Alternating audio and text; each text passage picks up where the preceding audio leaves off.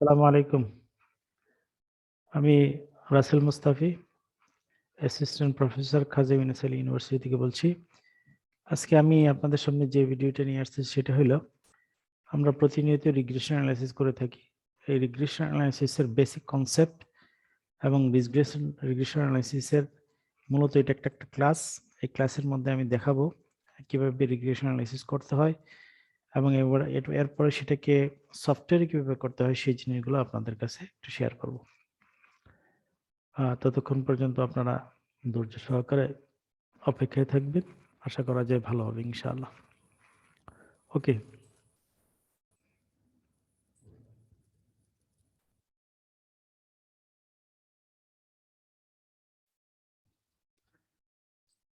আমি মূলত ক্লাসটাকে এভাবে ভাগ করছি। প্রথমে তো আমি বেসিক কনসেপ্ট নিয়ে আলোচনা করব।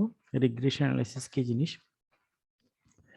Regression analysis an equation that expresses the linear relationship between two variables. হ্যাঁ, বলছে যে আমাদের দুইটা ইকুয়েশন বা একটা ইকুয়েশন যেখানে কি করা হয়, লিনিয়ার রিলেশনশিপ আছে এরকম দুইটা ভেরিয়েবলের মধ্যে সম্পর্ক মেজার করা করা করা হয়। সেই ক্ষেত্রে আমি জাস্ট এরপরই এগুলো হলো আমাদের লিনিয়ার রিলেশনশিপের একটা উদাহরণ। ওকে, আর এটা করার ক্ষেত্রে যে অংশটুকু ব্যবহার করা হয় বা যে মেথডটা ব্যবহার করা হয়, অনেকগুলো মেথড দিয়ে করা যায়। এটার মধ্যে সবচেয়ে সহজতর এবং সবচেয়ে পপুলার মেথড হলো লিস্ট স্কোয়ার মেথড। এই মেথডের মধ্যে কি করা হয়? A mathematical procedure that uses the data to position a line with the objective of minimizing some squares of the vertical distance and between the actual y values and the predicted values of y. অর্থাৎ আমাদের যে জিনিসটা বোঝানো চাচ্ছি সেটা, এই জিনিসটা আমি এইখান থেকে আমি বোঝানোর জন্য চেষ্টা করতেছি। সেটা হলো, আমরা ধরে নিলাম আমাদের x একটা ভেরিয়েবল এবং y একটা ভেরিয়েবল। সাপোজ এই একটা ইকুয়েশন ধরে নিলাম, y equal two x plus 7, y equal two x plus 7, x হলো আমাদের ভেরিয়েবল, y হলো আমাদের ভেরিয়েবল। x এবং y দুইটাই ভেরিয়েবল এবং 7 হলো আমাদের কনস্ট্যান্ট। ওকে, এখন যেটা করতে হবে সেটা হলো x এর মান ধরে নিলাম, আমি x এর মান নিয়ে 0। এই ইকুয়েশন যদি বসাই তাহলে y equal two 0 plus 7 equal to 7। x এর মান যখন হবে 1, তখন y এর মান কত হবে? 1 প্লাস 7, অর্থাৎ 1 প্লাস 7 ইকুয়াল টু 8। x এর মান যখন আমি ধরে নেব 2, তখন y এর মান কতটুকু চেঞ্জ হচ্ছে? y এর মান কতটুকু চেঞ্জ হচ্ছে? y ইকুয়াল টু 2 প্লাস 7, তার মানে হলো 9। এখন দেখেন x এর 1 ইউনিট চেঞ্জের কারণে y এর মধ্যে কতটুকু চেঞ্জ হচ্ছে? 1 ইউনিট চেঞ্জ হচ্ছে। x এর পরবর্তী সময় x এর 1 ইউনিট চেঞ্জের কারণে y এর মধ্যে কতটুকু চেঞ্জ হচ্ছে? 1 ইউনিট চেঞ্জ হচ্ছে। তার মানে কি, এই x এবং y এই দুইটা ভেরিয়েবলের মধ্যে কি থাকে? একটা লিনিয়ার রিলেশনশিপ আছে। লিনিয়ার রিলেশনশিপ অর্থাৎ x এর 1 ইউনিট চেঞ্জ হইলে y এর মধ্যে যত ইউনিট চেঞ্জ হয়, x এর x যত ইউনিট চেঞ্জ হবে সাথে সাথে y এর মধ্যে তত ইউনিটই চেঞ্জ হবে। অর্থাৎ চেঞ্জটা বুঝবো কিভাবে? x যখন 0 ইউনিট থাকে, x যখন 0 তখন y ইকুয়াল টু 7। x যখন 1 হয়ে গেল, অর্থাৎ 0 থেকে যখন 1 হয়ে গেল, তার মানে 1 ইউনিট চেঞ্জ হইলো, তাহলে y এর মধ্যে কতটুকু চেঞ্জ হলো? 7। 7 এটা হয়ে গেল 8, তার মানে কি 8 মাইনাস 7 ইকুয়াল টু 1। তার মানে কি এটার দ্বারা আমরা বুঝি x এবং y এর মধ্যে রিলেশনশিপটা কি? লিনিয়ার। এবং আমরা এটা জানি যে প্রত্যেকটা লিনিয়ার ইকুয়েশন এক একটা স্ট্রেট লাইন উপহার দেয়। প্রত্যেকটা লিনিয়ার ইকুয়েশন এক একটা স্ট্রেট লাইন উপহার দেয়। আঁকা বাঁকা হবে না, স্ট্রেট লাইন হবে, স্ট্রেট লাইন হবে। এখন দেখেন, এই যে x এর 1 ইউনিট চেঞ্জ হলো, x যে চেঞ্জ হচ্ছে, এই x এর চেঞ্জের কারণে y এর মধ্যে চেঞ্জ আসতেছে। তার মানে বোঝা গেল x হলো আমাদের ইন্ডিপেন্ডেন্ট ভেরিয়েবল, যেটা কি করে, যেটাকে আমরা সংক্ষেপে আইভি বলে থাকি। Independent variable independent variable independent variable যেটা যেটা অন্য ভেরিয়েবলকে পরিবর্তিত করে, সেটা যেটা অন্যের উপর ডিপেন্ডেন্ট না, যেমন x কার উপর ডিপেন্ডেন্ট না, কিন্তু y x এর উপর ডিপেন্ডেন্ট। সুতরাং y হলো আমাদের ডিপেন্ডেন্ট ভেরিয়েবল, যেটাকে আমরা বলি ডিবি বলি। x হলো আমাদের ইন্ডিপেন্ডেন্ট ভেরিয়েবল, যেটাকে আমরা বলি আইভি বলি। এখানে আমরা যে জিনিসটা প্রুভ করতে চাইতেছি সেটা হলো x এবং y equal two x plus 7, এটা হলো linear equation, non linear equation. অর্থাৎ এক্স এর 1 ইউনিট চেঞ্জের কারণে ওয়াই এর মধ্যে যদি সমপরিমাণ ইউনিট চেঞ্জ হয় তাহলে বুঝতে হবে এক্স এবং ওয়াই এর মধ্যে রিলেশনশিপটা কি লিনিয়ার। আচ্ছা, এই ডিপেন্ডেন্ট ভেরিয়েবলটাকে আমরা এন্ডোজেনাস ভেরিয়েবল নামে পরিচিত, অন্যান্য জায়গায় ইন্ডোজেনাস ভেরিয়েবল হিসেবে লেখা হবে, আইবিটাকে আমরা এক্সোজেনাস ভেরিয়েবল হিসেবে পরিচিত। ওকে, এখানে আমরা জানি এক্স এর 1 ইউনিট চেঞ্জের কারণে ওয়াই এর মধ্যে কতটুকু চেঞ্জ হয়েছে, ওয়াই এর মধ্যে কতটুকু চেঞ্জ হয়েছে, 7 ইউনিট পর্যন্ত চেঞ্জ হয়ে যাবে। সুতরাং আমরা যদি এইভাবে চিন্তা করি, এইটা এক্স অক্ষ, ওয়াই অক্ষ, এক্স যখন 1, ওয়াই তখন 7, সাপোজ 7 ইউনিট। এখানে এক্স যখন 0 ছিল তখন ওয়াই এর মান কত ছিল, 7 ছিল। এক্স এর যখন 1 হইল তখন ওয়াই এর মান কতটুকু হইল, কতটুকু চেঞ্জ হলো, এতটুকু চেঞ্জ হলো। সুতরাং এই ইকুয়েশনের বরাবর ইকুয়েশন, তাহলে এইটা হলো আমাদের লিনিয়ার রিলেশনশিপ। অর্থাৎ এক্স এর 1 ইউনিট চেঞ্জের কারণে ওয়াই এর মধ্যে কতটুকু চেঞ্জ হচ্ছে, 1 ইউনিট চেঞ্জ হচ্ছে, যেটাকে আমরা ডিওয়াই বাই ডিএক্স দ্বারা প্রকাশিত করে থাকি। আচ্ছা, এখন আসি লিনিয়ার রিগ্রেশন অ্যানালাইসিস। রিগ্রেশন অ্যানালাইসিসের মধ্যে কি থাকে, একটা ডিপেন্ডেন্ট ভেরিয়েবল থাকে আর একটা ইন্ডিপেন্ডেন্ট ভেরিয়েবল থাকে। যদি কোনো রিগ্রেশন ইকুয়েশনের মধ্যে দুইটা মাত্র ভেরিয়েবল কনসিডার করা হয়, যেমন Y equal to X plus 7, এখানে দুইটা ভেরিয়েবলকে কনসিডার করা হয়েছে, যেখানে এক্স হলো independent variable, Y equal dependent variable. এই ইন্ডিপেন্ডেন্ট ভেরিয়েবলে এক ইউনিট চেঞ্জের কারণে তার ডিপেন্ডেন্ট ভেরিয়েবলে যে চেঞ্জ আসে, সেই ইনক্রিমেন্টাল চেঞ্জ যদি মেজার করে থাকি, এই এই চেঞ্জ এই যে স্লোপ যে বুঝি, এই স্লোপ দিয়ে যেটা বুঝি, এই যে ইনক্রিমেন্টাল চেঞ্জটা হয়েছে, এই চেঞ্জটা যদি মেজার করে থাকি তখন এটাকে আমরা বলি কি, রিগ্রেশন। অর্থাৎ এই কার্ল পিয়ারসন, হ্যাঁ, বলে রিগ্রেশনের ক্ষেত্রে আমরা এটাই বলি যে রিগ্রেশনের ক্ষেত্রে আমরা যখন দুইটা ভেরিয়েবল কনসিডার করব, যেখানে একটা ভেরিয়েবল অন্যের উপর ডিপেন্ড হয়ে ঘটে, অন্যের উপর ডিপেন্ড হয়ে কি হয়, পরিবর্তিত হয়, তখন ওই যেটার দ্বারা পরিবর্তিত হয় সেটা হলো ইন্ডিপেন্ডেন্ট, আর যেটা পরিবর্তিত হয় সেটা হলো আমাদের ডিপেন্ডেন্ট ভেরিয়েবল। এই দুইটা ভেরিয়েবল যখন আমরা কনসিডার করব, তখন সেই ক্ষেত্রে যে রিগ্রেশনটা পাবো, সেই রিগ্রেশন অ্যানালাইসিসটাকে আমরা বলি কি, সিম্পল রিগ্রেশন অ্যানালাইসিস। রিগ্রেশন মূলত যে জিনিসের কারণে করা হয় সেটা হলো কি, আমাদের একটা ভেরিয়েবল, কিছু ভেরিয়েবল উপর ভিত্তি করে অন্য ভেরিয়েবল যে পরিবর্তিত হইতেছে, ওই ফোরকাস্টিংটা করার ক্ষেত্রে আমরা কি করে থাকি, রিগ্রেশন অ্যানালাইসিসটা আমরা করে থাকি। তো রিগ্রেশন অ্যানালাইসিস দুই ধরনের, এখানে আপাতত দুই ধরনের, পার্শিয়ালও আছে। এখানে আমরা আপাতত দুই ধরনের কনসিডার করছি, একটা সিম্পল রিগ্রেশন অ্যানালাইসিস, একটা multiple regression analysis. Simple regression analysis যেখানে মাত্র দুইটা ভেরিয়েবল কনসিডার করা হয়, আর মাল্টিপল যেখানে দুইটা ভেরিয়েবল কনসিডার, মানে কি এক্সের অর্থাৎ ইনকামের চেঞ্জের কারণে আমাদের এক্সপেন্ডিচারে কি চেঞ্জটা আসে, সেই জিনিসটা যদি আমরা মেজার করে থাকি, তখন সেটাকে আমরা বলি কি, সিম্পল রিগ্রেশন অ্যানালাইসিস।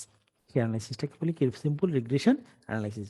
আর মাল্টিপলের ক্ষেত্রে সাপোজ আমি ধরে নিলাম পি মানে পেডি, পি হলো আমাদের ডিপেন্ডেন্ট ভেরিয়েবল, আমরা ধান উৎপাদন করব, এটার জন্য কি দরকার, সোয়েল ফার্টাইল লাগে, X1 ধরতে, হ্যাঁ, তারপরে ওয়ার্কার লাগে, তারপরে এই সিড লাগে, ভালো সিডের ব্যবস্থা করতে হয়, তারপরে ওয়েদার কন্ডিশন ভালো থাকতে হয়, লেবার থাকতে হয়, তারপর ফার্টিলাইজার ইউজ করতে হয়, তারপরে ইরিগেশন দেওয়া হয়।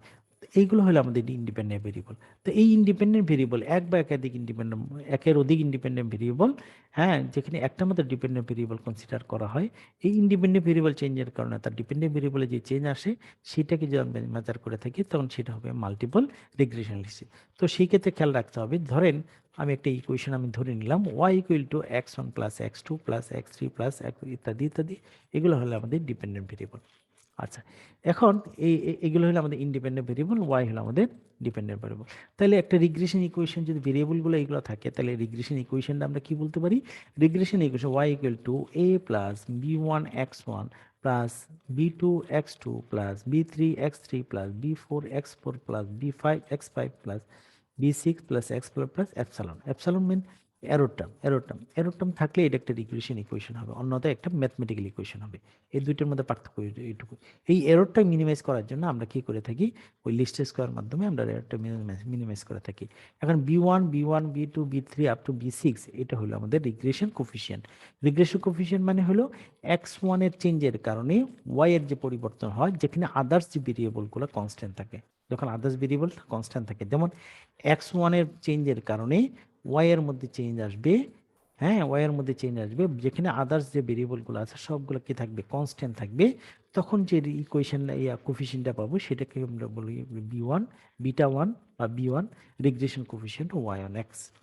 এখানে আমরা একটা জিনিস খেয়াল করি, এখানে একটা ইকুয়েশন আমরা দাঁড়ালাম Y equal to A plus B X, Y equal to A plus B X plus epsilon by error term.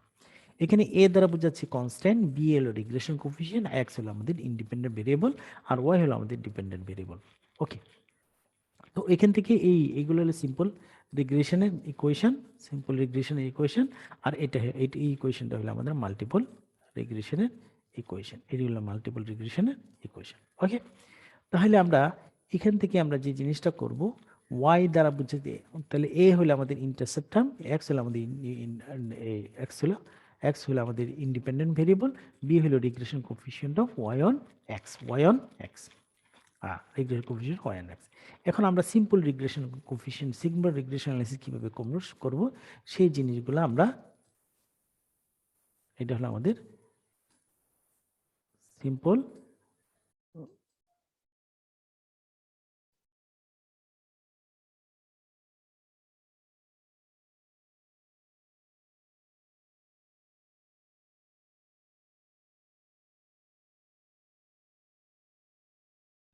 Simple regression analysis.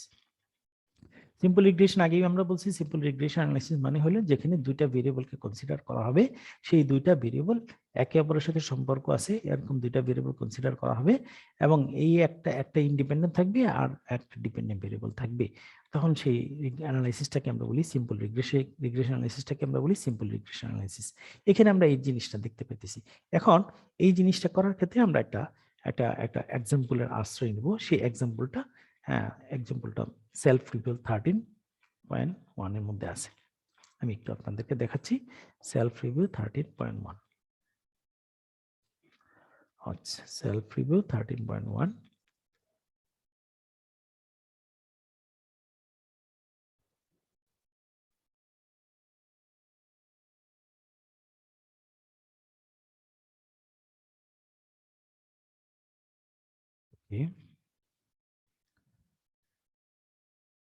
Self review 13.1, এখানে আমরা কি দেখতে পাইতেছি, এখানে দেখতে পাইতেছি, হ্যাঁ, এখানে আমরা যে জিনিস দেখতে পাইতেছি যে এখানে তারা অ্যাডভার্টাইজিং এক্সপেন্স বাবদ কি কত টাকা খরচ করতেছে এবং তার দ্বারা কি সেলস রেভিনিউ কতটুকু পাচ্ছে মান্থলি বেসিস, এখানে 4 মাসের হিসাব করা হয়েছে। যখন অ্যাডভার্টাইজিং বাবদ 2 মিলিয়ন ডলার খরচ করে তখন 7 মিলিয়ন ডলার তাদের কি আসে, সেলস রেভিনিউ আসে। এবং এই সেলস রেভিনিউ এবং এক্সপেন্ডিচারের মধ্যে কি রিলেশনশিপ আছে, হ্যাঁ, এই জিনিসটা আমাকে মেজার করবো। আচ্ছা, এইটা আমি এখানে উপস্থাপন করতেছি। এখানে যে জিনিসটা করতেছি, আমরা যদি বলি determine the regression equation of sales, হ্যাঁ, sales revenue on advertising expense, আমি যদি কোয়েশনটা এইভাবে করে থাকি, ডিটারমাইন দ্য রিগ্রেশন ইকুয়েশন, আমরা একটা রিগ্রেশন ইকুয়েশনকে আমরা নির্ণয় করব যেখানে অ্যাডভার্টাইজিং এক্সপেন্সটা হলো আমাদের ইন্ডিপেন্ডেন্ট ভেরিয়েবল। আর দ্বিতীয় কোয়েশনটা হলো when advertising expense is $40 million, যদি আমরা $14 মিলিয়ন যদি অ্যাডভার্টাইজিং এক্সপেন্স বাবদ খরচ করে থাকি, তাহলে আমাদের এস্টিমেটেড সেলসটা কতটুকু আসবে সেটা বের করতে হবে এবং তার ইন্টারপ্রিট দ্য রেজাল্ট বের করতে হবে। আচ্ছা, এটা করার ক্ষেত্রে আমাদের প্রথমে ধরে নিচ্ছি এক্স কে আমরা ধরে নিচ্ছি অ্যাডভার্টাইজিং এক্সপেন্স, এক্সটাকে ধরে নিচ্ছি আমরা কি অ্যাডভার্টাইজিং এক্সপেন্স ধরে নিচ্ছি, এক্সটাকে আমরা অ্যাডভার্টাইজিং এক্সপেন্স আমরা ধরে নিচ্ছি। আচ্ছা, এখানে দেখেন আপনারা বাম পাশে দেখতেছেন যে self review revenue, self review 13.1 দেখাচ্ছি লিন মার্শালের বইয়ের মধ্য থেকে। অ্যাডভার্টাইজিং এক্সপেন্স হলো $3 মিলিয়ন এবং সেলস রেভিনিউ এই অনুযায়ী ইনফরমেশন গুলো দেওয়া আছে। এখন আমরা অ্যাডভার্টাইজিং এক্সপেন্স যেহেতু ইন্ডিপেন্ডেন্ট ভেরিয়েবল, সুতরাং এটাকে আমরা এক্স দ্বারা ডিনোট করে রাখি। অ্যাডভার্টাইজিং এক্সপেন্স হলো আমাদের এক্স, এক্স দ্বারা অ্যাডভার্টাইজিং এক্সপেন্স বোঝাচ্ছি, ওয়াই দ্বারা বোঝাচ্ছি সেলস রেভিনিউ। তো এখান থেকে আমরা রিগ্রেশন ইকুয়েশন আমরা একটা টানতেছি, আমরা we know that the regression equation of y on x equal to y equal to A plus b plus epsilon, এটা একটা রিগ্রেশন ইকুয়েশন। এখন এ হলো আমাদের ইন্টারসেপ্ট টার্ম, বি হলো আমাদের regression coefficient of y on x, b is the regression coefficient of y and x, a হলো intercept of regression coefficient পেলাম। এখন আমাদের যে জিনিসটা করতে হবে b ক্যালকুলেট করতে a ক্যালকুলেট করতে হবে, দেন ইকুয়েশনে বসাইলে আমরা যে ইকুয়েশনটা পাবো সেটি এস্টিমেটের একটা ইকুয়েশন পাবো। তো এটা করার ক্ষেত্রে রিগ্রেশন কোফিশিয়েন্ট যখন বের করতে চাইবো তখন b equal to summation of x y minus summation of x into summation of y divided by n, summation of x square divided by summation x square minus summation x তার whole square divided by n। আর a intercept term calculate করার জন্য y bar minus b x bar, আচ্ছা এটা করার ক্ষেত্রে আমাদের কি করা লাগবে? এটা করার ক্ষেত্রে আমাদের এখান থেকে আমরা দেখতে পাইতেছি summation of x y calculate করা লাগবে, সামেশন অফ এক্স, তাহলে এক্স আমরা দিলাম এই যে 2 1 3 এরকম করে পেয়ার্ড অবজারভেশন গুলো দিলাম, দেওয়ার পরে summation of x equal to কত 10, এটার যে মিন বের করতে চাই কত হবে 2 পয়েন্ট, অর্থাৎ 10 কে যখন 4 দিয়ে ভাগ করব, এখানে কটা অবজারভেশন, চারটা অবজারভেশন, চারটা পেয়ার্ড অবজারভেশন, এখানে 10 কে যখন 4 দিয়ে ভাগ করব কত 2.5 হবে। Summation of y equal to কত 28, এটা 4 দিয়ে ভাগ করে কত হবে 7 হবে। ওকে, এখন এরপরে যে জিনিসটা করতে হবে সেটা হলো সামেশন অফ এক্স স্কয়ার বের করতে হবে, কারণ এই এক্স স্কয়ার ক্যালকুলেট করা হবে। তাহলে এক্স কে স্কয়ার তার মানে 2 কে স্কয়ার করলে 4, 1 কে স্কয়ার করলে 1, 3 কে স্কয়ার করলে 3, 3 কে স্কয়ার করলে 9 হবে, আর 4 কে স্কয়ার করলে কত হবে 14 হবে। এবং এগুলোকে যোগ করলে যে মান পাওয়া যাবে সেটা হলো, এটাকে যোগ করলে যে মান পাওয়া যাবে সেটা হলো 30। আচ্ছা, এরপরে sum product of x y বের করতে হবে। Sum product of x x x এর সাথে ওয়াই এর গুণ, x এর সাথে y এর গুণ, 2 into 7 equal 14, 1 into 3 equal to 3, 3 into 8 equal to কত 28, প্রত্যেকটা করেসপন্ডিং করার পরে এরপরে গুণ করার পরে এটা যোগ করতে হবে 81 পেলাম। আচ্ছা ওকে, এরপর যে জিনিসটা করতে হবে আমি বিটা কোফিশিয়েন্টের মধ্যে বিটা ইকুয়েশনের মধ্যে, অর্থাৎ এই বিটা কোফিশিয়েন্ট যদি ক্যালকুলেট করতে চাই, sum product of x y কত পাইলাম 81 পাইলাম, আর summation of x 10, summation of y equal to 28 divided by 4, summation of x square 30 minus 10, summation of x এটাকে 10 কে স্কয়ার করিয়া 4 দিয়ে ভাগ করতে হবে, এবং ভাগ করার পরে আমরা রিগ্রেশন কোফিশিয়েন্ট পাইলাম কত, রিগ্রেশন কোফিশিয়েন্ট পেলাম 2.2। a ইকুয়াল টু a এর মানটা বের করার জন্য y বার লাগবে, b x বার লাগবে। b তো আমরা ক্যালকুলেট করলাম 2.2, এর মানগুলো y বারের মান পেলাম 7, b হলো 2.2 আর x বার হলো 2.5, গুণ করলে কত পাচ্ছি a ইকুয়াল টু কত 1.5 পেলাম। এখন যে জিনিসটা করতে হবে putting the value of a and b in equation number 1, এক নাম্বার ইকুয়েশনে আমরা কি করতে হবে, ইকুয়েশন নম্বরে আমাদের কি করতে হবে মানটা বসাইতে হবে। এক নাম্বার ইকুয়েশন ধরছিলাম কোনটা, a প্লাস bx, a পেয়ে গেলাম b পেয়ে গেলাম, দেন আমরা a প্লাস bx এর মানটা এখানে বসিয়ে দিব, বসিয়ে দিলে এটা রিগ্রেশন ইকুয়েশন হলো। তাহলে a এর মান কত পাইলাম 1.5, b এর মান হলো 2.2 আর x, which is the required regression equation of sales on revenue, sales revenue and advertisement expense, এই মানগুলো পেয়ে গেলাম। এখন 2 নম্বর কোশ্চেন ছিল যে আমাদের যদি 2 নম্বর কোশ্চেনটা ছিল যদি বলছি when advertising expense is $40 million, find out the estimated sales, তাহলে এস্টিমেটেড সেলটা কত $14 million হলো x এর মান যদি $40 million হয় তাহলে এস্টিমেটেড সেলসটা কতটুকু হবে, তাহলে কতটুকু পাইলাম এই কোশ্চেনের মধ্যে বসাই দিলাম 1.5 প্লাস 2.2 ইনটু 40, এটা পেয়ে গেলাম। তাহলে কত পাইলাম for $89.5 million আমরা পাবো। if the advertisement expense is কমেন্টে কি হবে তাহলে, if the advertisement expense is $40 million, the estimated sales will be কত হবে $89.5 million হবে, $89.5 million হবে। ওকে, এখন হ্যাঁ এটা আরেকটা ইকুয়েশন। এখন আসলে আমি আর কিছু গুরুত্বপূর্ণ কথা আমরা বলবো। রিগ্রেশন ইকুয়েশনে বেশ কিছু বৈশিষ্ট্য আছে। রিগ্রেশন ইকুয়েশনের মধ্যে আমরা বলি দুই ভাবে চিন্তা করতে পারি, regression equation of y on x এবং regression equation of x on y, দুই ভাবে আমরা কল্পনা করতে পারি, দুই ভাবে আমরা কি করতে পারি কল্পনা করতে পারি। Okay, regression equation of y on x এবং x on y, সাপোজ একটা রিগ্রেশন ইকুয়েশন যখন 1 এর চেয়ে ছোট পাবো, আরেকটা রিগ্রেশন অবশ্যই 1 এর চেয়ে বেশি হবে। অর্থাৎ যদি উল্টো ভাবে বলি, একটা রিগ্রেশন কোফিশিয়েন্ট যদি 1 এর চেয়ে বেশি হয়, অবশ্যই আরেকটা রিগ্রেশন কোফিশিয়েন্ট 1 এর চেয়ে কম হবে। কারণ কি? কারণ কি দুইটা রিগ্রেশন কোফিশিয়েন্ট গুণ করা হয়, গুণ করার পরে স্কয়ার রুট নিলে তাহলে সেইটা যেন কোরিলেশন ভ্যালুর রেঞ্জের মধ্যে থাকে।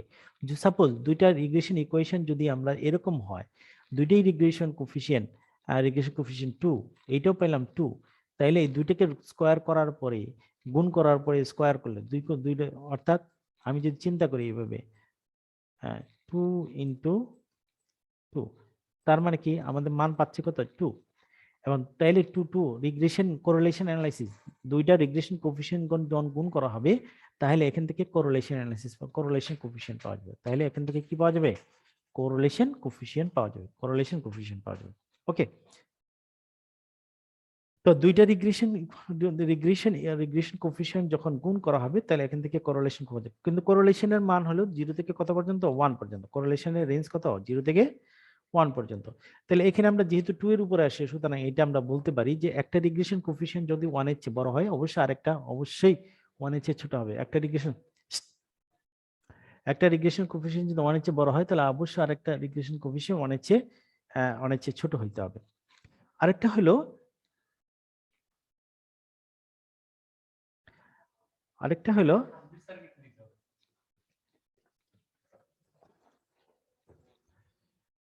ওকে, তো একটা রিগ্রেশন কোফিশিয়েন্ট যে 1 এর চেয়ে ছোট হয় তো অবশ্যই আরেকটা রিগ্রেশন কোফিশিয়েন্ট 1 এর চেয়ে বড় হইতে হবে। ওকে, এই জিনিসটা বুঝে আসলাম, বুঝতে পারলাম। আরেকটা হলো আহ, হ্যাঁ, একটা রিগ্রেশন কোফিশিয়েন্ট যদি নেগেটিভ হয়, এটা কি ইন্ডিকেট করে? Suppose beta y given x, x given x মানে হলো এক্স হলো আমাদের ইন্ডিপেন্ডেন্ট ভেরিয়েবল, ওয়াই হলো আমাদের ডিপেন্ডেন্ট ভেরিয়েবল। আচ্ছা, এখানে আমরা যদি বলি যে একটা রিগ্রেশন কোফিশিয়েন্ট পাইলাম কত? -0.67। এর দ্বারা কি বোঝায়? এর দ্বারা বোঝায় এক্স এর 1 ইউনিট চেঞ্জের কারণে ওয়াই এর মধ্যে কি হবে? 0.67 ইউনিট কমবে। অর্থাৎ তাদের মধ্যে রিলেশনশিপটা কি? নেগেটিভ। আচ্ছা, এখানে বি এক্স গিভেন ওয়াই, এটা যদি 1 পয়েন্ট, সাপোজ এটা যদি এটাও যদি যদি একটা রিগ্রেশন কোফিশিয়েন্ট নেগেটিভ হয় তাহলে বুঝতে হবে আদার্স অন্যটাও কি হবে? নেগেটিভ হবে, এটা কোনোদিন পজিটিভ হবে না।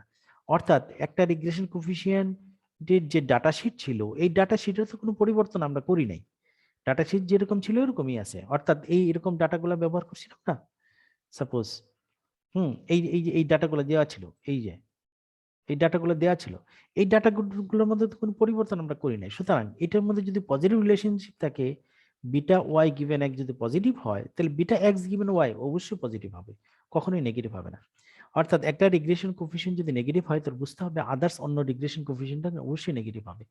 আচ্ছা, এর দ্বারা যে জিনিস পাবো, সাপোজ এই ভ্যালুটাও নেগেটিভ, এই ভ্যালুটাও নেগেটিভ, এই দুইটা ভ্যালুই নেগেটিভ।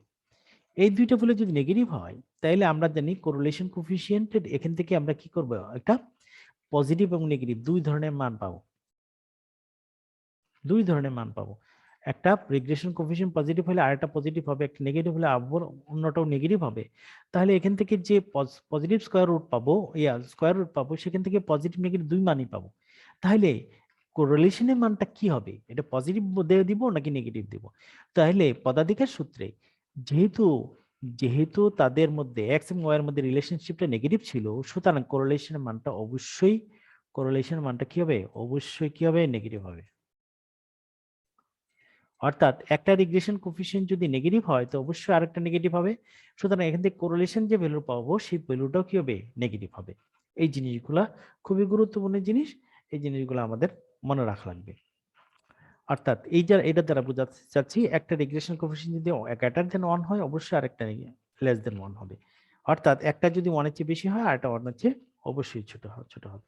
তো আপনারা এই যে যতক্ষণ আলোচনা হলো এই আলোচনা থেকে আমরা এইটাই বুঝতে পারলাম যে যেহেতু যেহেতু স্বল্প সময়ের ক্লাস, সুতরাং আমরা বুঝতে পারলাম যে হ্যাঁ, যে কোরিলেশন রিগ্রেশন অ্যানালাইসিস আমরা কিভাবে করতে হয়, একটা সিম্পল রিগ্রেশন অ্যানালাইসিস কিভাবে করতে হয়, এবং সেটার ক্লাসে কি অর্থাৎ আমাদের ম্যানুয়ালি কিভাবে করতে হয় সেই জিনিসগুলো আপনাদেরকে জানাইলাম।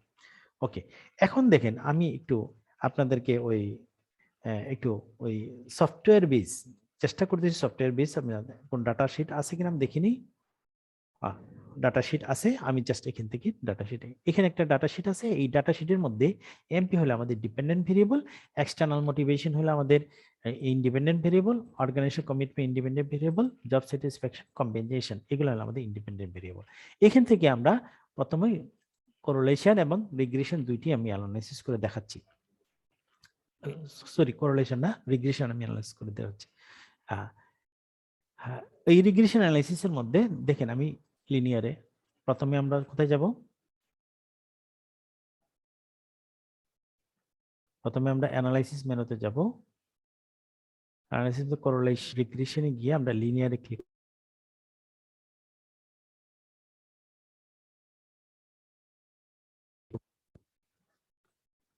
ওকে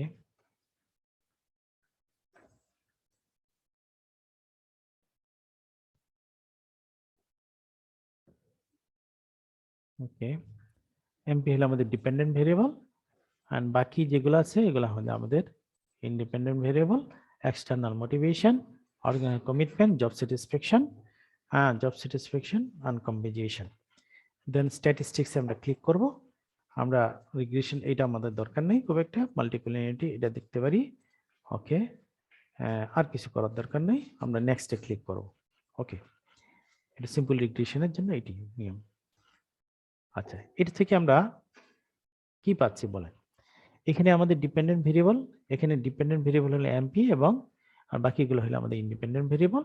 আর এর ভ্যালু আসছে কতটুকু 0.771, আর অর্থাৎ আর স্কোয়ারের ভ্যালু অর্থাৎ কোরিলেশন কোএফিসিয়েন্টের ভ্যালু কি আসছে পজিটিভ। তো পজিটিভ আসা মানে হলো বাকি সবগুলোই কি আসবে, প্রত্যেকটা রিলেশনশিপটা কি কি আসবে পজিটিভ আসবে, প্রত্যেকটারই রিলেশনশিপ এমপির সাথে প্রত্যেকটা রিলেশনশিপ অর্থাৎ external motivation positive, atom positive, এরকম সবগুলো কি আসবে পজিটিভ আসবে, পজিটিভ।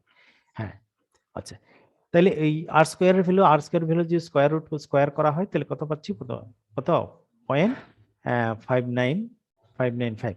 এর দ্বারা ইন্ডিকেট করে যে আমাদের ইন্ডিপেন্ডেন্ট ভেরিয়েবল গুলা external motivation, organisation commitment, job satisfaction and compensation এই সবগুলো ইন্ডিপেন্ডেন্ট ভেরিয়েবল আমাদের ডিপেন্ডেন্ট ভেরিয়েবলকে 51.65% এক্সপ্লেন করে, 59.5% এক্সপ্লেন করে। Good explain.